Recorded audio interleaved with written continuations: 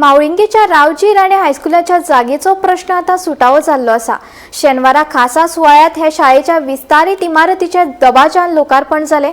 आमदार प्रेमेंद्र शेठ हांणी स्वता खर्च करून विस्तारित काम केला। शाळेक बरे दीस हाडपा खातीर यत्न करतलो अशें उतर आमदार प्रेमेंद्र शेठ हांणी ह्या वेळार उलयतना दिलें। आमचे जे प्रायमरी शाळा आसा त्याच्या शाळेत 7:00 चलतले, कारण की आता बिल्डिंग असते पण हे सिच्युएशन कधी ओव्हरलोड करपाक जाय, म्हणजे सुधारित करपाक जाय हे आमच्या ग्रामस्थांचे सगळ्यांचे विचार असते आणि ह्या विचाराक आमकां पुढाकार घेवन गावात आमकां यशस्वीरित्या आज हेजेर मात करपाक एक सवलत दिल्ली आसा। आज गोंय राज्याचे माननीय मुख्यमंत्री डॉक्टर प्रमोद सावंत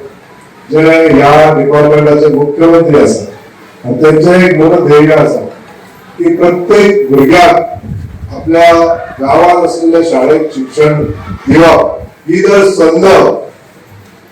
आमचे सरकार जर दिवंक शकले जाल्यार तेचो लाभ आमच्या ग्रामस्थांक बरे भशेन मेळप हे सरकाराची उपलब्धता अशें समजता आणि त्याच विचारान आज आमच्या या रावजी राणे मेमोरियल स्कुलाची भुरग्यां जी आज 95 भुरगीं ह्या 5वी पासून ते 10वी पर्यंत शिक्षण घेतात, ह्या भुरग्यांची जी गैरसोय जाताली म्हणजे एका इमारत नसली आणि 6 डिव्हिजनां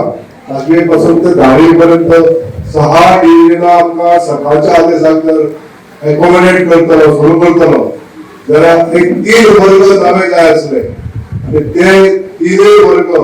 ह्या बस दराचेर उपलब्ध करून दिवपाचे काम आमच्या हातांत घडलेले आसा। खंयचोय प्रतिनिधी लोकप्रतिनिधी आसा तो सारको संवेदनशील आसपाक म्हणजे सांगल्या नंतर काम करप हे खूप सोपें आसता।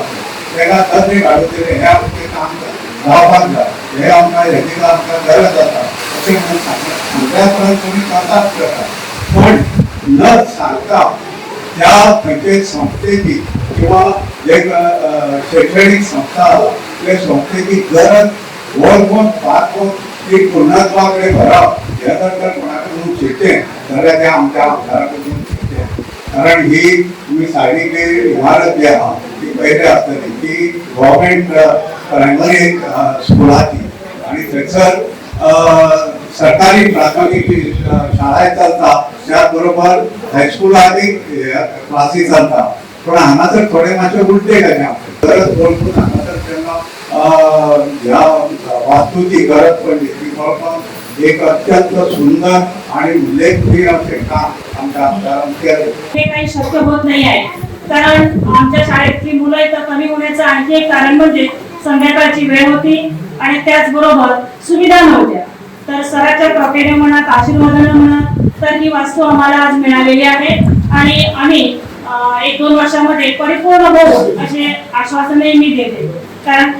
सरांची कृपा आमच्यावरती आहे। तर या गावातली शाळा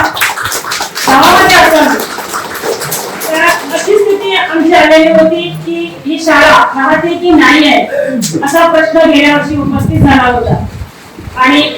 या अशा स्थितीमध्ये सरांना पुढाकार घेऊन ह्या शाळेचं अवघ्या 1-4 महिने 2-3 महिन्यामध्ये हे काम पूर्ण केलेलं आहे आणि आपण सांगितलेल्या